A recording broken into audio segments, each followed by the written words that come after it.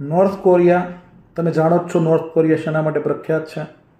ત્યાંના તાનાશાહી શાસક Kim Jong Un અને એના જે શાસન પ્રણાલી છે એના હિસાબે હંમેશા વિવાદમાં રહેતું આવ્યું છે. હાલમાં જ નોર્થ કોરિયાના તાનાશાહી શાસક કિમ જોંગ ઉન ખાસ બહુ ચર્ચામાં રહ્યા છે. એનું એક કારણ છે કે નોર્થ કોરિયામાં હમણાં બહુ મોટા પૂર આવ્યા, એટલે કે ફ્લડ બહુ વધારે આવ્યા ને એને કારણે 4000થી વધારે લોકોનો જીવ ગયો. અને આ ફ્લડની અંદર ફ્લડને રોકવામાં જે અધિકારીઓ છે એ નિષ્ફળ ગયા. એવા 30 અધિકારીઓને આ કિમ જોંગ ઉન દ્વારા એમને એકાઉન્ટેબલ ગણી અને એમને ફાંસીની સજા આપી દીધી, એટલે કે એ લોકોને મૃત્યુદંડની સજા કરી દીધી છે.